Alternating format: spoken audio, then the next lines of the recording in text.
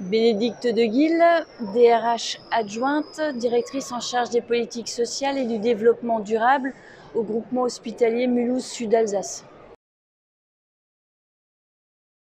C'est un hôpital de 6200 agents et je suis en charge des politiques sociales et de l'organisation du travail, gestion de l'absentéisme, entre autres, les cycles de travail, les relations avec les organisations syndicales, la formation, la médecine du travail et la coordination des secrétariats médicaux.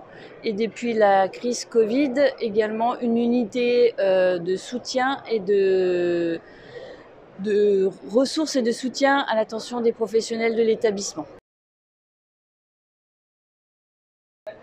Cette unité fait partie d'un dispositif de qualité de vie au travail. La qualité de vie au travail, c'est aussi au sein d'un hôpital, surtout en période de crise et lors de ces crises successives, pouvoir accompagner les professionnels au long cours.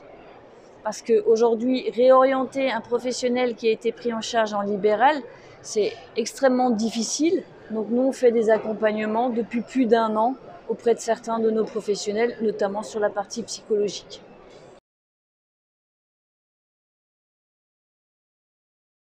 Il y a 2 pans qui sont développés au sein de cette unité.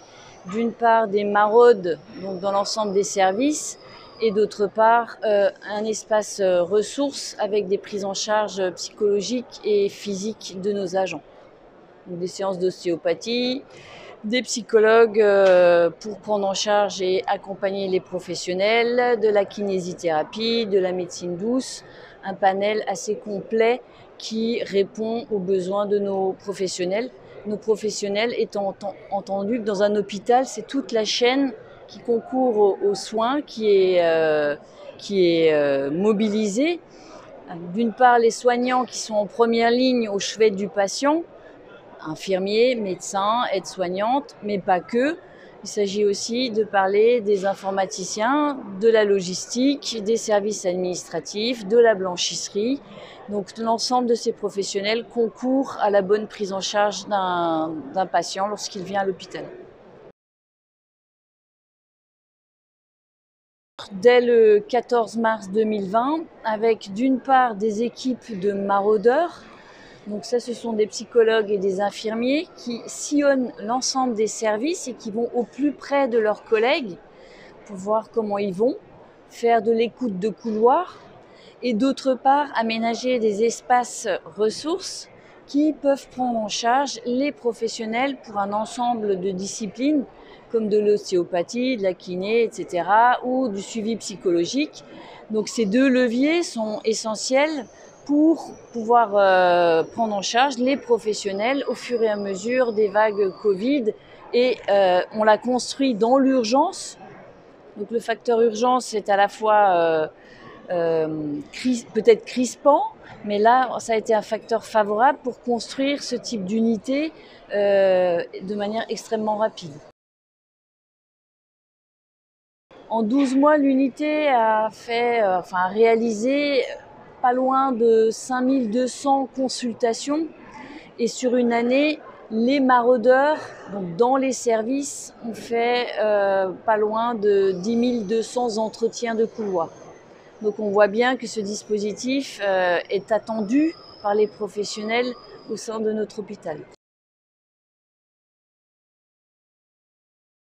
Les agents qui ont recours à cette unité-là ou qui échangent avec les maraudeurs, les équipes qui sillonnent les services, on fait état, donc ça c'est de l'observation, c'est de la prise en compte de la parole, on fait état certains ont dit qu'ils ont réussi à tenir au fur et à mesure des jours, notamment pendant la première vague, parce qu'ils ont pu être pris en charge au sein de cette unité ou parce que des collègues psychologues sont venus à la rencontre pour pouvoir les écouter, les accompagner. Alors, cette unité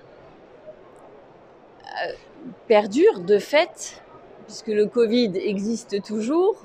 C'est d'ailleurs notre actualité depuis une dizaine de jours et je pense qu'elle va augmenter en intensité.